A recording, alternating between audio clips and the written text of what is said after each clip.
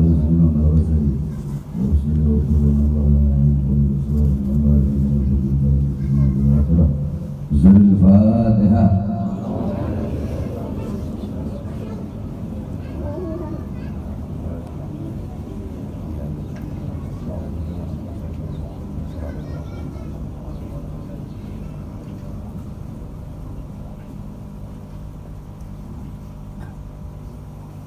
Bismillahirrahmanirrahim.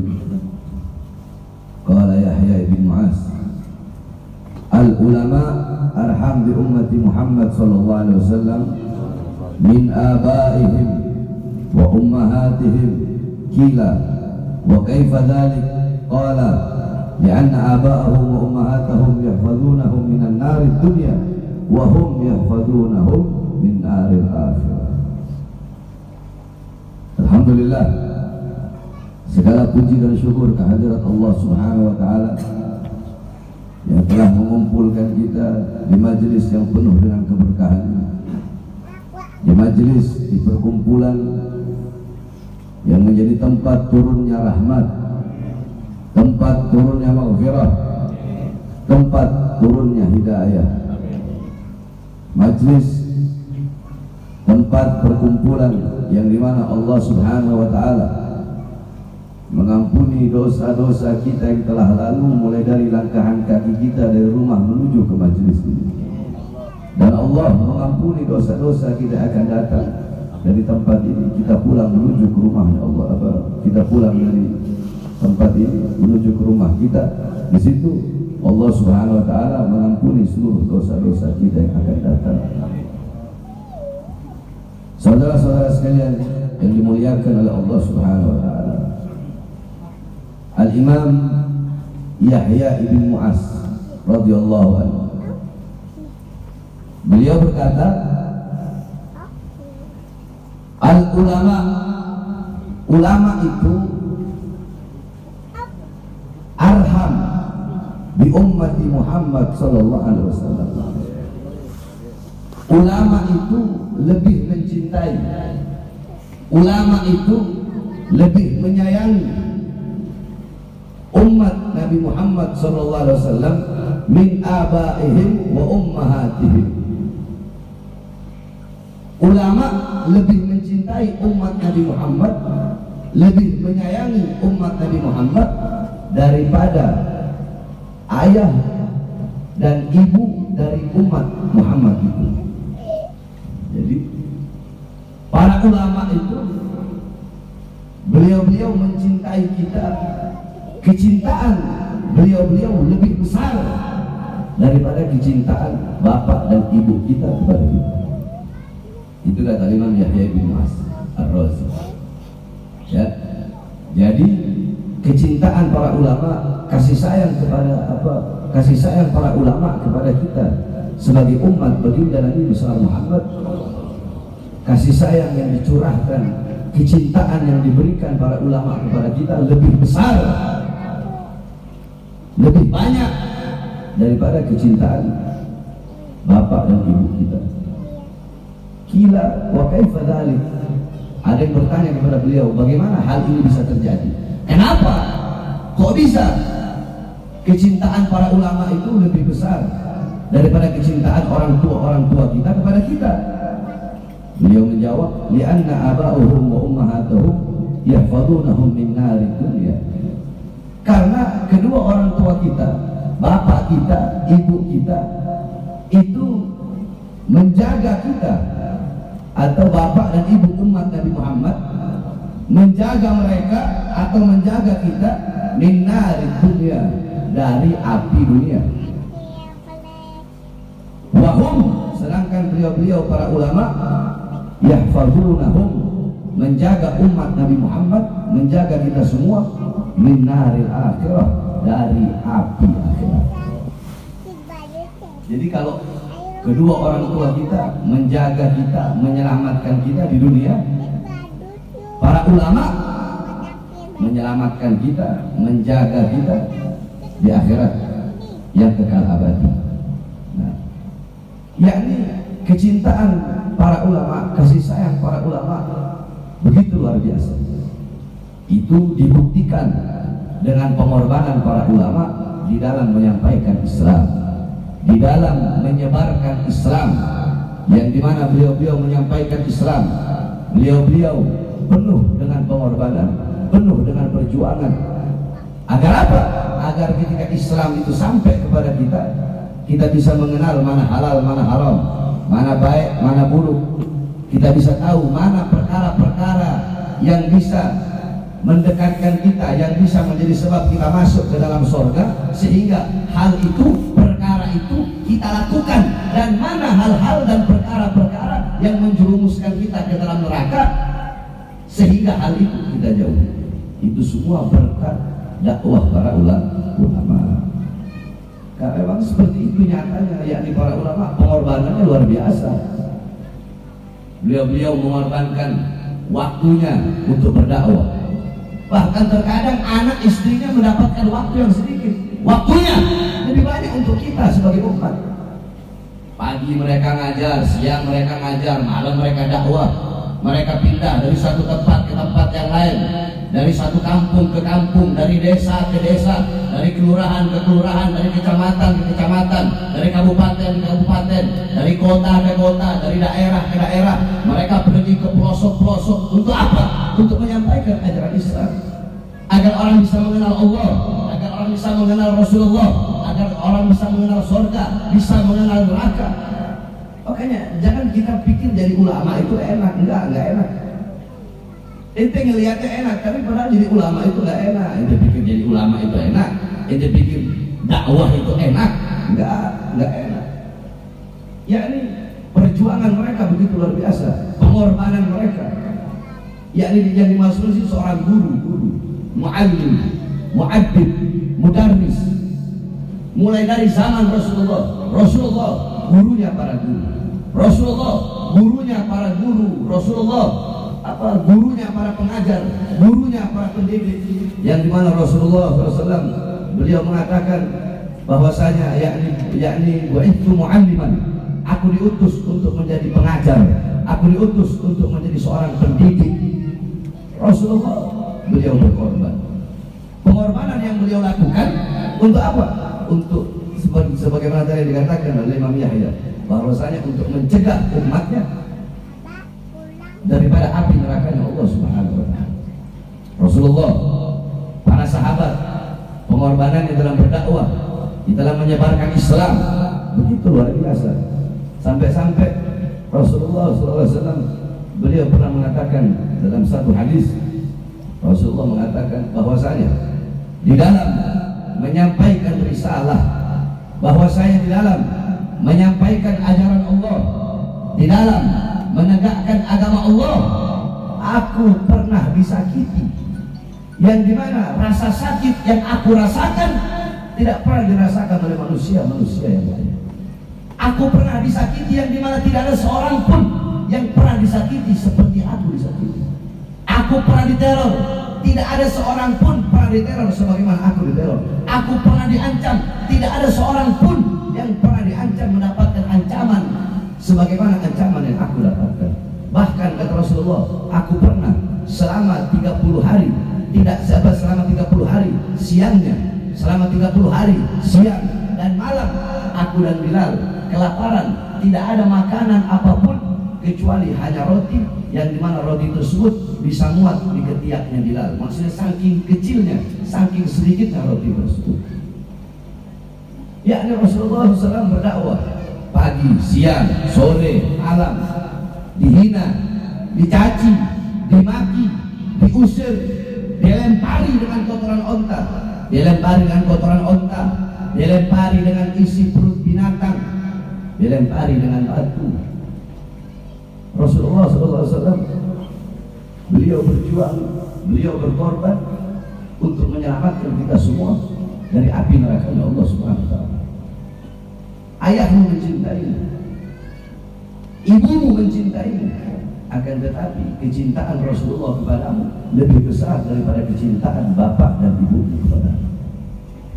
Rasulullah memperhatikanmu bukan hanya di dunia, tapi Rasulullah pun memperhatikanmu di akhirat. Rasulullah berjuang untukmu bukan hanya di dunia, tapi Rasulullah pun berjuang untukmu sampai nanti kelak di akhirat. Nanti di akhirat yang bakal mengurusimu, yang bakal memperhatikanmu, yang bolak-balik mondar-mandir bersujud kepada Allah, bolak-balik meminta kepada Allah, bukan bapakmu, bukan ibumu. Di akhirat nggak ada orang tua kenal anak, nggak ada orang tua nyelamatin anak, nggak ada anak kenal orang tua, nggak ada suami kenal istri, nggak ada istri kenal suami, nggak ada orang tua peduli kepada anak, nggak ada anak peduli kepada orang tua, nggak ada suami peduli kepada istri, nggak ada istri peduli kepada suami, nggak ada kekasih peduli kepada kekasih, nggak ada. Itu cuma sebatas dunia saja. Tetapi di akhirat makhluk yang paling peduli kepadamu adalah Rasulullah SAW. Rasulullah SAW di akhirat bersujud kepada Allah Subhanahu Wa Taala. Beliau memohon ampun. Beliau berkata, Ya Rabb, wala Fatimah wala Hamzah. Tidak untuk Fatimah, tidak juga untuk Hamzah. Maksudnya Rasulullah tidak memikirkan keluarganya, tidak memikirkan anak cucunya, tetapi yang dipikirkan oleh Rasulullah adalah kalian sebagai umat. Sampai-sampai sebelum nyawa Rasulullah SAW dicabut, datang Jibril.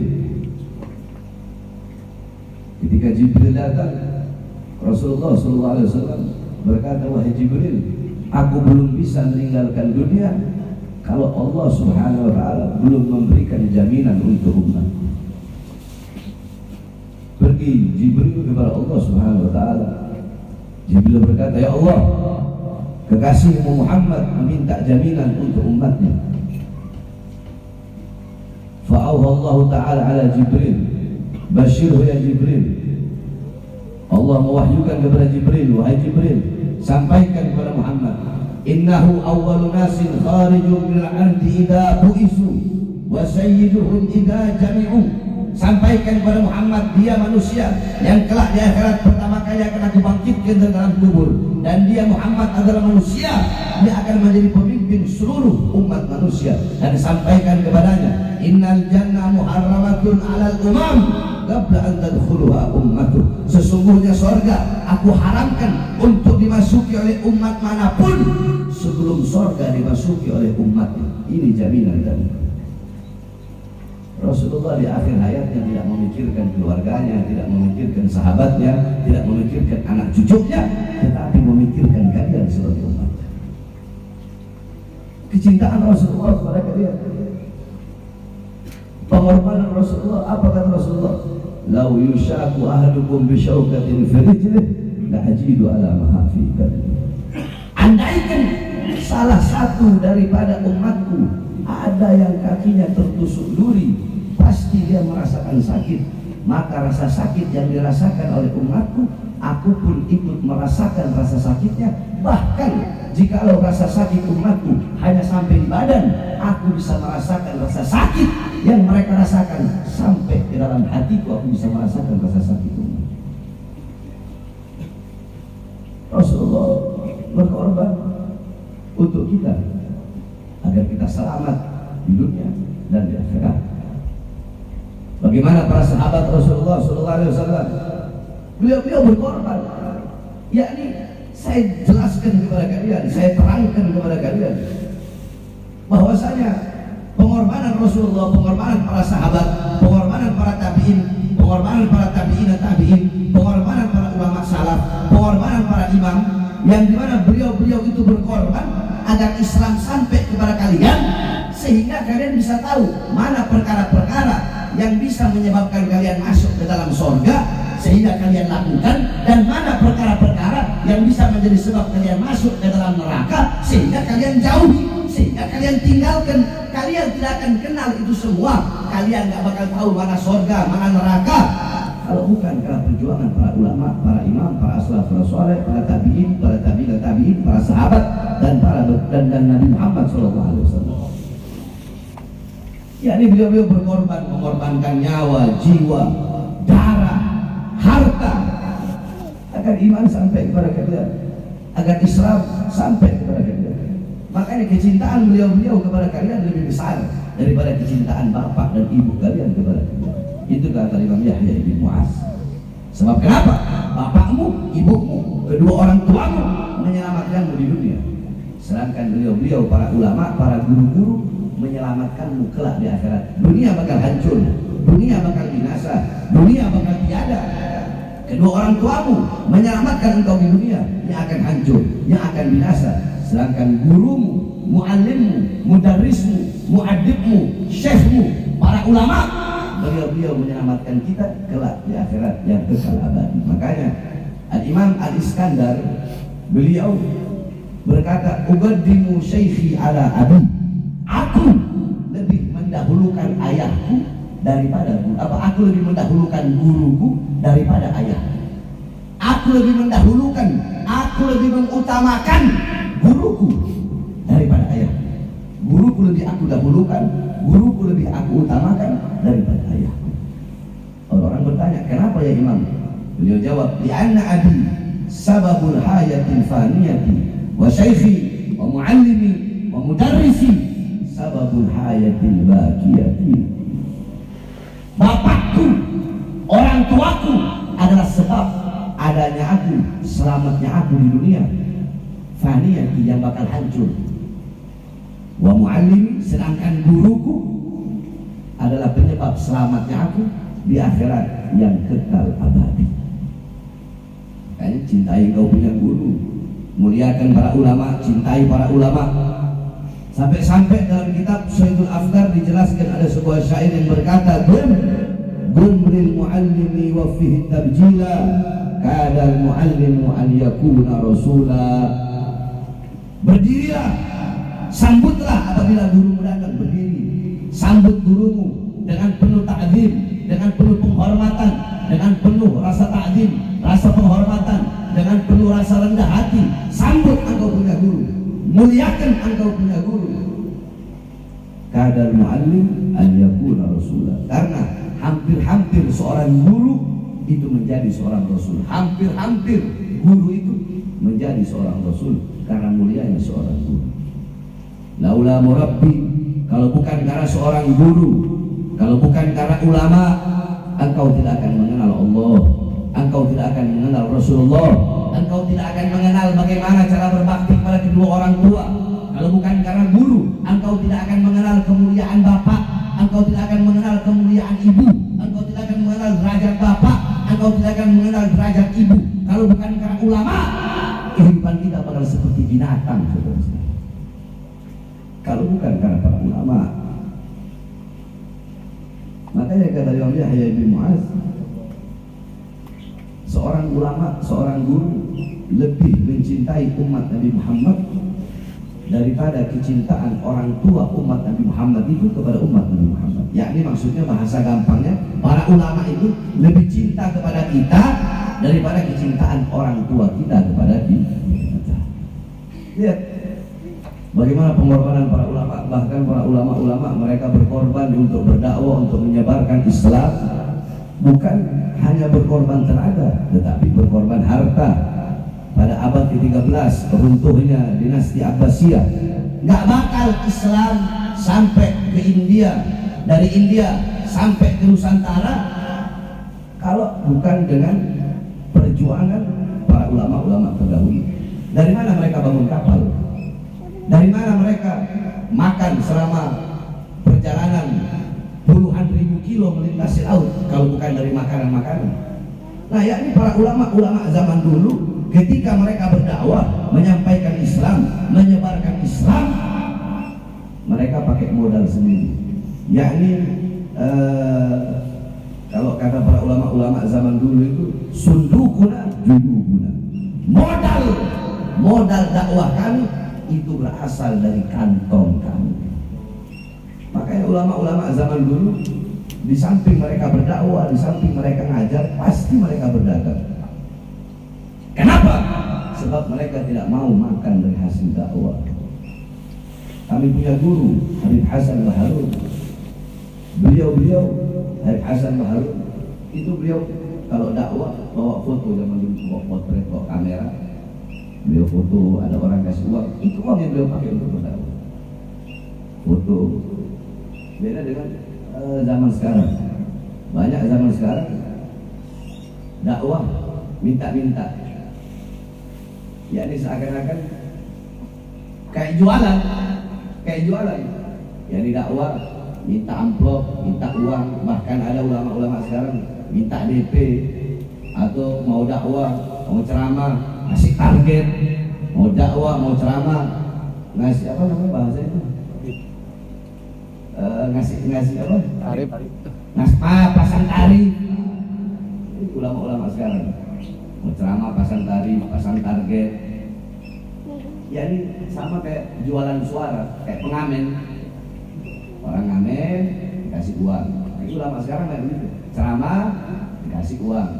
Jadi hilang harga diri dengan meminta-minta seperti tadi. Kamu kalau mengundang saya ceramah harus sekian juta rupiah, harus 10 juta, harus 20 juta. Hilang harga dirinya, hilang kehormatannya, hilang kemuliaannya. Itu orang jualan itu kayak gitu. Ulama zaman dulu mereka berdakwah pakai uang mereka sendiri. Apa namanya? Mereka berkendara pakai uang mereka sendiri untuk modal berdakwah di jalan Allah SWT. Yakni mereka bukan hanya mengorbankan tenaga, mengorbankan pikiran, tetapi juga mengorbankan harta mereka. Kakek kami Al-Habib Ahmad Ibn Umar bin Smith, Qutbud dakwah, rajanya dakwah. Beliau menjadi manusia yang paling dicintai oleh Rasulullah, bukan karena ilmunya, bukan karena sholatnya, puasanya, ibadahnya, akan tetapi karena dakwahnya beliau. Bagaimana beliau, metode beliau, cara beliau dalam berdakwah? Kita orang pendakwah zaman sekarang, kalau mau dakwah ke satu tempat, harapan kita orang dalam berdakwah, saya kalau ceramah di situ, saya kalau ngajar di situ, saya kalau mau menyampaikan ilmu ke situ, harapan kebanyakan pendakwah sekarang harapannya nanti bakal dimuliakan, nanti bakal dihormati, nanti orang bakal cium tangan, bakal disambut, bakal dikasih buah-buahan, dikasih makanan yang enak, dikasih amplop, dikasih parcel, dimuliakan, diutamakan. Itu harapan orang-orang sekarang dalam berdakwah. Habib Ahmad bin Umar bin Smith, beliau kalau berdakwah apa harapannya? Harapan beliau ketika berdakwah, saya mau dakwah ke satu tempat, saya mau dakwah ke tempat itu, nanti yang saya harapkan saya diusir, saya dihina, saya dicaci, saya dimaki, saya ditolak, saya nggak disambut. Kan ada orang dakwah harapannya seperti itu. Tapi beliau berharap seperti itu untuk apa? Untuk menjaga ketetapan hati beliau. Maksudnya apa? Kata beliau, ketika aku berdakwah, aku berharap seperti itu, sehingga apabila aku datang ke tempat itu ternyata sesuai dengan apa yang aku harapkan, hatiku nggak berubah. Tetapi ketika aku datang ternyata tidak sama, tidak sesuai dengan harapanku, yakni ketika aku datang ke satu tempat untuk berdakwah, ternyata aku dimuliakan, ternyata aku disambut, ternyata aku diterima, maka hatiku tetap tidak akan berubah. Karena niat dan tujuanku awal dalam berdakwah itu yaitu ditolak, dihina, dicaci, dimaki.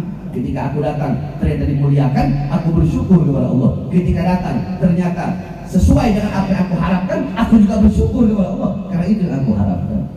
Beda kalau kita orang dakwah dengan niat, tujuan, harapan, dimuliakan, tetapi ketika sampai ternyata dihinakan, kecewa, berubah niatnya.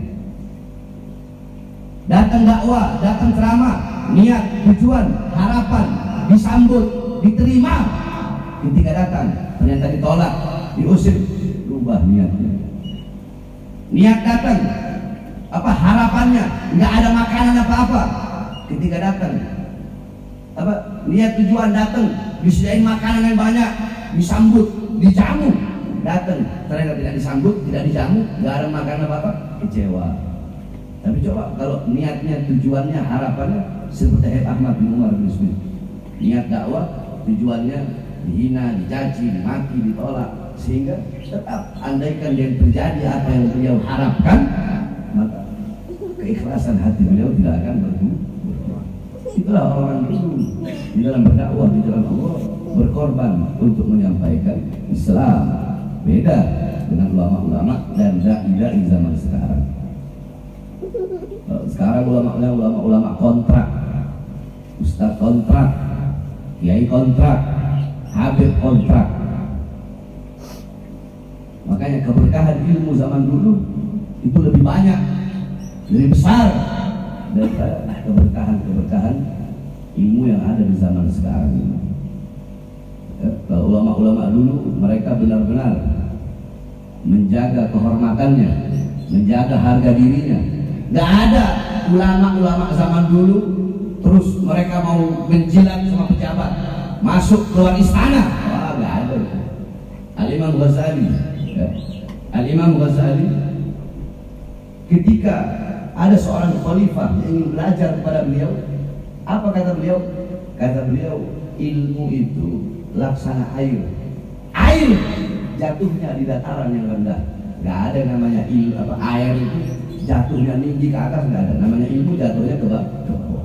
Maka kata Imam Ghazali, wahai para pejabat, wahai para aparat, wahai para pemerintah, wahai para raja, hendaknya engkau merendahkan dirimu seperti air kalau ingin mendapatkan ilmu yang bermanfaat. Jadi maksudnya Imam Ghazali, kalau ente mau ilmu datang kemari belajar. Bukan kita orang yang datang ke istana untuk mengajarin ente orang, enggak. Ente orang mau belajar, mau dapat ilmu, datang ke istana. Itu ulama zaman dulu. Kalau ulama sekarang enggak, bolak-balik keluar istana. Istana udah kayak rumah keduanya. Pulang dari istana dapat Pajero, dapat Fortuner, dapat Alphard. Ulama-ulama zaman dulu, Al-Imam Sufyan As-Tsauri, bertahun-tahun beliau tidak mau minum air Zam-Zam. Ditanya, ya Imam, kenapa kamu nggak mau minum air Zam-Zam? Ini air Zam-Zam sunnah. Apa kata beliau? Andaikan aku punya gayung sendiri. Maksudnya apa ya Imam? Andaikan aku punya gayung sendiri. Maksudnya gayung yang ada di sumur Zam-Zam disediakan oleh pemerintah, aku tidak mau pakai. Andaikan aku punya gayung sendiri, aku pasti sudah minum air Zam-Zam. Kewajiban pemerintah untuk menyediakan gayung, tetapi tetap beliau nggak mau pakai. Al-Imam Az-Zahabi, Al-Imam Az-Zahabi, beliau tidak pernah mau makan sayuran. Al-Imam Asy-Syirazi, Al-Imam Asy-Syirazi tidak pernah mau makan sayuran yang berasal dari Damaskus. Beliau nggak mau makan sayuran yang berasal dari Damaskus. Kenapa? Karena sayuran yang ada di Damaskus itu ditanam di lahan-lahan, di tanah-tanah milik pemerintah, di tanah-tanah milik pejabat. Beliau nggak mau memakan sayuran yang tumbuh, yang dimana tumbuhnya itu di tanah milik pemerintah. Sampai segitunya mereka menjaga harga dirinya dan menjaga kehormatannya. Lebih baik mati kelaparan daripada jadi penjilat-penjilat pejabat. Itu para ulama-ulama terdahulu. Makanya ketika beliau memberikan ilmu, keberkahannya begitu besar, manfaatnya begitu besar. Kenapa? Karena keikhlasan beliau di dalam berdakwah di jalan Allah untuk menyampaikan Islam dan menyampaikan iman. Ini yang tidak dimiliki oleh para pendakwah zaman sekarang. Untuk menjaga hatinya agar tetap ikhlas di dalam berdakwah di jalan Allah Subhanahu wa taala. Sama seperti ada satu habib. Ini habib dia ceramah. Satu malam 6 tempat, 7 tempat, 8 tempat. Dia dikasih hadiah sama orang-orang yang ngundang itu. Akan tetapi ini habib enggak pernah buka dia punya amplop. Terus siapa yang dia suruh buka? Dia suruh buka, dia punya murid yang dia suruh buka. Dia bilang sama muridnya, ente buka semua amplop tadi, jangan ente kasih tahu ke anak. Acara yang ini amplopnya berapa? Acara yang ini amplopnya berapa? Cukup ente buka semua. Kalau udah ente buka, jadiin satu, baru ente kasih ke anak buat bangun pondok, anak buat kasih makan santri. Sebab kenapa? Kalau ente kasih tahu ke anak, acara yang ini sekian deh, acara yang ini sekian, nanti anak takut timbul dari hati anak loh. Yang ini sekian, kok yang ini sekian, yang ini sekian, kok yang ini sekian. Sehingga habib itu dia nggak pernah buka amplop sama dia, bahkan dia nggak tahu isinya berapa. Yang buka dia punya murid. Untuk apa? Untuk menjaga hatinya agar tetap tujuan dia semata-mata untuk meneruskan perjuangan kakek-kakeknya. Ya.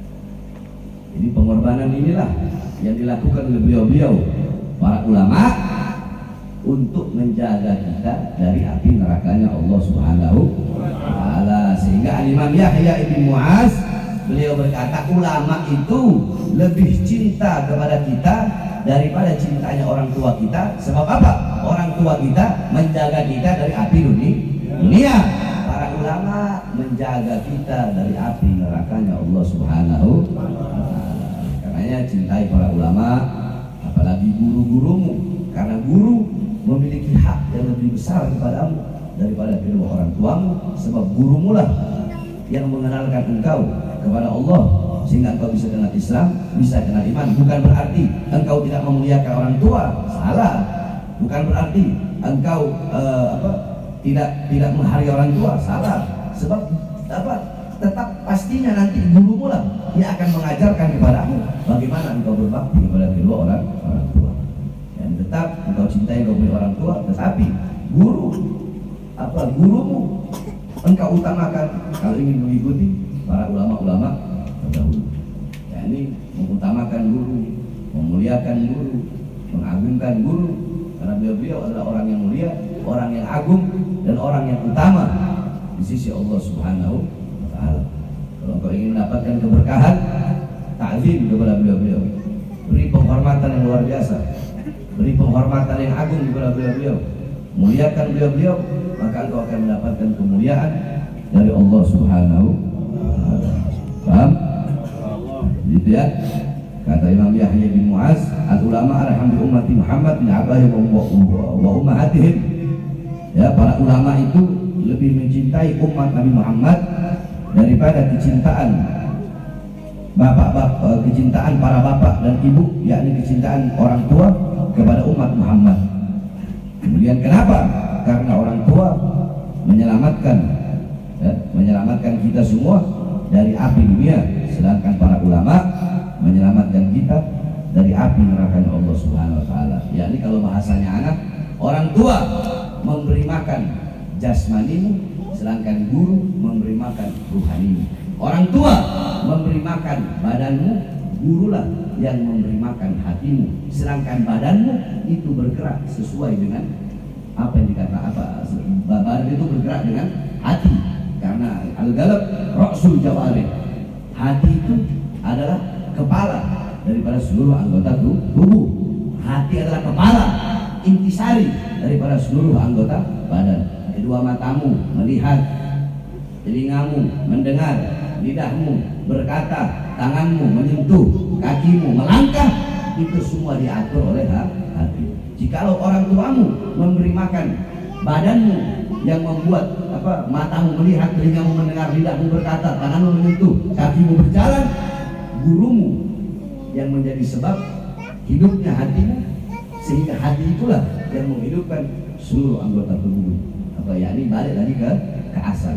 Orang tuamu memberi makan badanmu, gurumu memberi makan hatimu. Hatimu lah yang menggerakkan seluruh anggota badanmu. Sehingga ketika guru memberi makan hatimu, hati 3 hari tidak kena ilmu, hati 3 hari tidak kena ilmu, itu hati menjadi mati.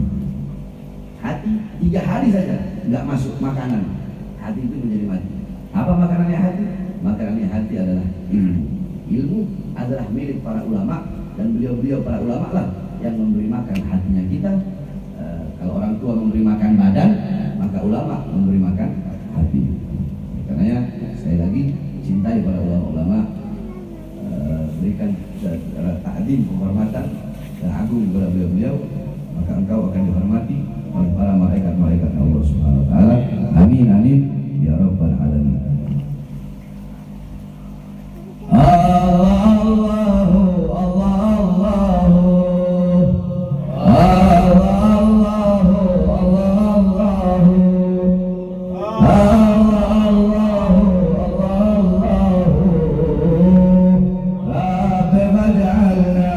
من الأخيار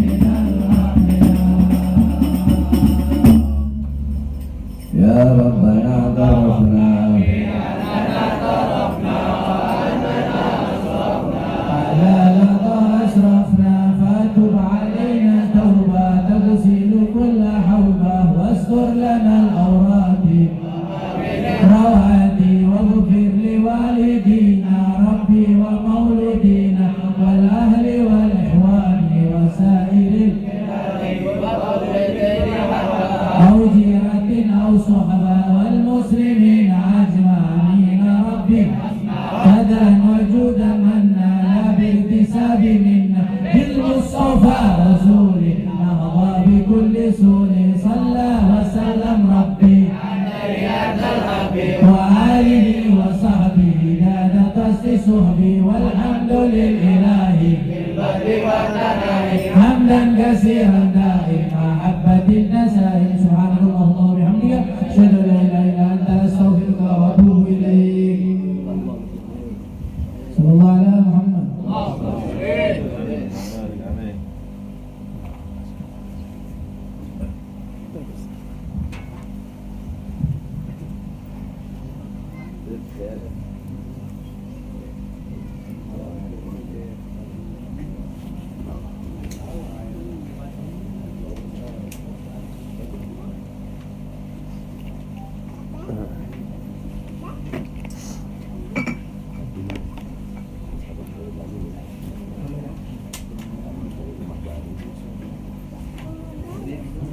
Abah sehat? Alhamdulillah. Lama ketemu lagi. Udah lama. Bezir gawang mana sih?